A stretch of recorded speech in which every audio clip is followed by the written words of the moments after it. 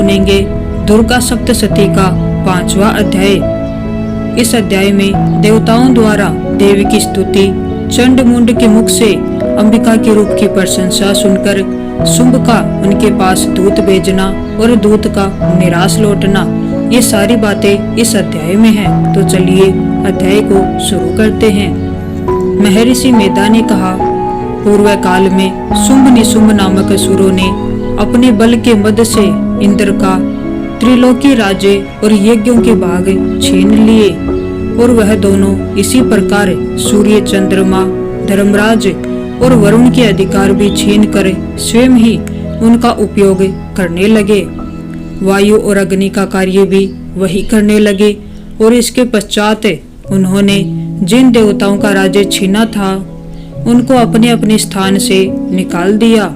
इस तरह से अधिकार छीने हुए तथा दैत्यों द्वारा निकाले हुए देवता अपराजिता देवी का स्मरण करने लगे कि देवी ने हमको वर दिया था कि मैं तुम्हारी संपूर्ण विपत्तियों को नष्ट करके रक्षा करूंगी।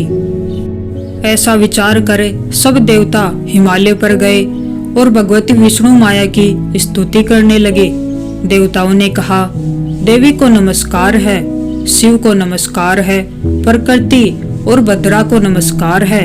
हम लोग रुद्र, नित्या और गौरी को नमस्कार करते हैं। ज्योतिषायिनी, चंद्र रूपिणी व सुख रूपा देवी को निरंतर नमस्कार है। शरणागतों का कल्याण करने वाली वृद्धि और सिद्धि रूपा देवी को हम बार बार नमस्कार करते हैं। और नेर रीति राजाओं की लक्ष्मी तथा सर्वाणी को नमस्कार है। दुर्गा को दुर्ग स्थलों को पार करने वाली दुर्गपारा को, सारा सर्वकारिणी ख्याति कर्षण और धूम्र देवी को सदैव नमस्कार है। अत्यंत सौम्य तथा अत्यंत रौद्र रूपा को हम नमस्कार करते हैं। उन्हें हमारा बारंबार प्रणाम है। जगत की आधारभूत कृति देवी को बार बार नमस्कार करते हैं। जिस देवी को प्राणी मात्र विष्णु माया कहते हैं उसको नमस्कार है, उसको नमस्कार है, उसको नमस्कार है। जो देवी संपूर्ण प्राणियों में चेतना कहलाती है उसको नमस्कार है, उसको नमस्कार है। जो देवी संपूर्ण प्राणियों में बुद्धि रूप में स्थित है उसको नमस्कार है। जो देवी सब प्राणियों में निद्रा रूप से विराजमान है उसको नमस्कार है। जो देवी संपूर्ण प्राणियों में क्षुधा रूप में विराजमान है उसको नमस्कार है, उसको नमस्कार है। जो देवी समस्त प्राणियों में छाया रूप में स्थित है उसको नमस्कार है। जो देवी सब प्राणियों में शक्ति रूप में स्थित है उसको नमस्कार है। जो देवी संपूर्ण प्राणियों में तृष्णा रूप में स्थित है उसको नमस्कार है। जो देवी सब प्राणियों में शांति रूप से स्थित है उसको नमस्कार है। जो देवी सब प्राणियों में जाति रूप में स्थित है उसको नमस्कार है। जो देवी सब प्राणियों में लज्जा रूप में स्थित है उसको नमस्कार है। जो देवी संपूर्ण प्राणियों में श्रद्धा रूप से स्थित है उसको नमस्कार है, उसको नमस्कार है। जो देवी संपूर्ण प्राणियों में कांति रूप में स्थित है, जो देवी सब प्राणियों में लक्ष्मी रूप से स्थित है उसको नमस्कार है, उसको नमस्कार है। जो देवी संपूर्ण प्राणियों में वृत्ति रूप में स्थित है उसको नमस्कार है। जो देवी सब प्राणियों में स्मृति रूप से विराजमान है उसको नमस्कार है। जो देवी सभी प्राणियों में दया रूप में स्थित है उसको नमस्कार है। जो देवी सब प्राणियों में तुष्टि रूप में स्थित है उसको नमस्कार है। जो देवी संपूर्ण प्राणियों में मातृ रूप से स्थित है उसको नमस्कार है। जो देवी संपूर्ण प्राणियों में भ्रांति रूप में स्थित है उसको नमस्कार है। जो देवी संपूर्ण प्राणियों में नित्य व्याप्त रहती है उसको नमस्कार है। जो देवी चेतनी रूप से इस संपूर्ण संसार को व्याप्त करके स्थित है उसको नमस्कार है, उसको नमस्कार है। पूर्व काल में देवताओं ने अपने अभिष्ट फल पाने के लिए जिसकी स्तुति की है और देवराज इंद्र ने बहुत दिनों तक जिसका सेवन किया है, वह कल्याण की साधना भूता ईश्वरी हमारा कल्याण और मंगल करे तथा सारी विपत्तियों को नष्ट कर डाले। असुरों के सताए हुए हम संपूर्ण देवता उस परमेश्वरी को इस समय नमस्कार करते हैं तथा जो भक्ति पूर्वक स्मरण किए जाने पर तुरंत ही सब विपत्तियों को नष्ट कर देती है, वह जगदम्बा इस समय भी हमारा मंगल करे। महर्षि मेधा ने कहा, हे राजन, इस प्रकार जब देवता स्तुति कर रहे थे तो उसी समय पार्वती देवी गंगा में स्नान करने के लिए आई। तब उनके शरीर से प्रकट होकर शिवा देवी बोली, शुंभ दैत्य के द्वारा स्वर्ग से निकले हुए और निशुंभ से हारे हुए यह देवता मेरी स्तुति कर रहे हैं। पार्वती के शरीर से अंबिका निकली थी, इसलिए उसको संपूर्ण लोक में कौशिकी कहते हैं। कौशिकी के प्रकट होने के पश्चात पार्वती देवी के शरीर का रंग काला हो गया और वह हिमालय पर रहने वाली कालिका देवी के नाम से प्रसिद्ध हुई। फिर शुंभ और निशुंभ के दूत चंडमुंड वहां आए और उन्होंने परम मनोहर रूप वाली अंबिका देवी को देखा। फिर वह शुंभ के पास जाकर बोले, महाराज, एक अत्यंत सुंदर स्त्री हिमालय को प्रकाशित कर रही है। वैसा रंग रूप आज तक हमने किसी स्त्री में नहीं देखा। हे असुरेश्वर, आप यह पता लगाएं कि वह कौन है और उसको ग्रहण कर लें। वह स्त्री स्त्रियों में रत्न है। वह अपनी कांति से 10 दिशाओं को प्रकाशित करती हुई वहाँ स्थित है, इसलिए आपका उसको देखना उचित है।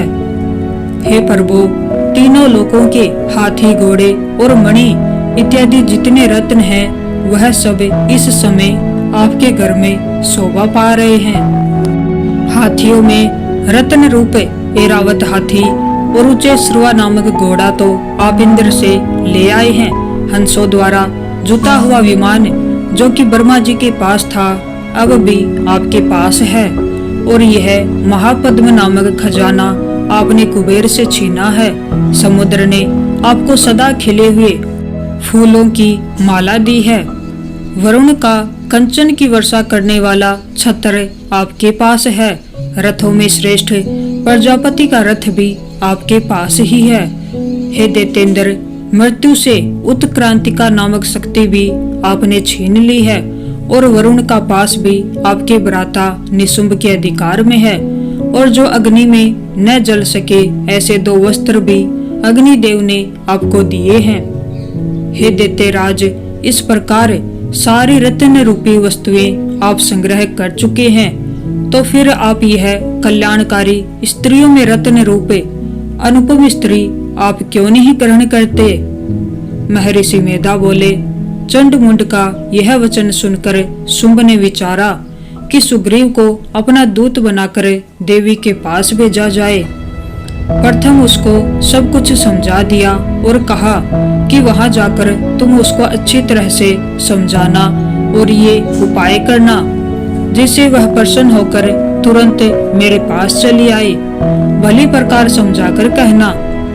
दूत सुग्रीव पर्वत के उस रमणीय बाग में पहुंचा जहां देवी रहती थी। दूत ने कहा, हे देवी, दैत्यों का राजा शुंभ जो इस समय तीनों लोकों का स्वामी है, मैं उसका दूत हूँ और यहाँ तुम्हारे पास आया हूँ। संपूर्ण देवता उसकी आज्ञा एक स्वर से मानते हैं। अब जो कुछ उसने कहला भेजा है वह सुनो। उसने कहा है, इस समय संपूर्ण त्रिलोकी मेरे वश में है और संपूर्ण यज्ञों के भाग को पृथक पृथक मैं ही लेता हूँ और तीनों लोकों में जितने श्रेष्ठ रत्न हैं वह सब मेरे पास हैं। देवराज इंद्र का वाहन ऐरावत मेरे पास है जो मैंने छीन लिया है। ऊंचे श्रवा नामक घोड़ा जो क्षीर छागर मंथन करने से प्रकट हुआ था उसे देवताओं ने मुझे समर्पित किया है। हे सुंदरी, इनके अतिरिक्त और भी जो रत्न भूषण पदार्थ देवताओं के पास थे वह सब मेरे पास हैं। हे देवी, मैं तुम्हें संसार की स्त्रियों में रत्न मानता हूँ क्योंकि रत्नों का उपभोग करने वाला मैं ही हूँ। हे चंचल कटाओं वाली सुंदरी, अब यह मैं तुझ पर छोड़ता हूँ कि तू मेरे या मेरे भाई महापराक्रमी निशुंभ की सेवा में आ जाए। यदि तू मुझे वरेगी तो तुझे अतुल महान ऐश्वर्य की प्राप्ति होगी। अतः तुम अपनी बुद्धि से यह विचार कर मेरे पास चली आओ। महर्षि मेधा ने कहा, दूत के ऐसा कहने पर संपूर्ण जगत का कल्याण करने वाली भगवती दुर्गा मन ही मन मुस्कुराई और इस प्रकार कहने लगी। देवी ने कहा, हे दूत, तू जो कुछ कह रहा है वह सत्य है और इसमें किंचित मात्र भी झूठ नहीं है। शुंभ इस समय तीनों लोगों का स्वामी है और निशुंभ भी उसी की तरह पराक्रमी है। परंतु इस संबंध में मैं जो प्रतिज्ञा कर चुकी हूँ उसे मैं कैसे झुठला सकती हूँ। अतः तू मैंने जो प्रतिज्ञा की है उसे सुन। जो मुझे युद्ध में जीत लेगा और मेरे अभिमान को खंडित करेगा तथा बल में मेरे समान होगा वही मेरा स्वामी होगा। इसलिए शुंभ अथवा निशुंभ यहाँ आवे और युद्ध में जीत कर मुझसे विवाह कर ले। इसमें भला देर की क्या आवश्यकता है। दूत ने कहा, हे देवी, तुम अभिमान में भरी हुई हो, मेरे सामने तुम ऐसी बात न करो। इस त्रिलोकी में मुझे तो कोई ऐसा दिखाई नहीं देता जो कि शुंभ और निशुंभ के सामने ठहर सके। हे देवी, जब अन्य देवताओं में से कोई शुंभ व निशुंभ के समान युद्ध में नहीं ठहर सकता तो तुम जैसी स्त्री उनके सामने रणभूमि में कैसे ठहर सकोगी। जिन शुंभ आदि असुरों के सामने इंद्र आदि देवता नहीं ठहर सके तो फिर तुम अकेली स्त्री उनके सामने कैसे ठहर सकोगी। अतः तुम मेरा कहना मानकर उनके पास चली जाओ, नहीं तो जब वह तुम्हें केस पकड़कर घसीटते हुए ले जाएंगे तो तुम्हारा गौरव नष्ट हो जाएगा। इसलिए मेरी बात मान लो। देवी ने कहा, जो कुछ तुमने कहा है ठीक है। शुंभ और निशुंभ बड़े बलवान हैं, लेकिन मैं क्या कर सकती हूँ क्योंकि मैं बिना विचारे प्रतिज्ञा कर चुकी हूँ। इसलिए तुम जाओ और मैंने जो कुछ भी कहा है वह सब आदर पूर्वक असुरेंद्र से कह दो। इसके पश्चात जो वह उचित समझे करें। तो ये था दुर्गा सप्तशती का 5वां अध्याय। सभी अध्याय सुनने के लिए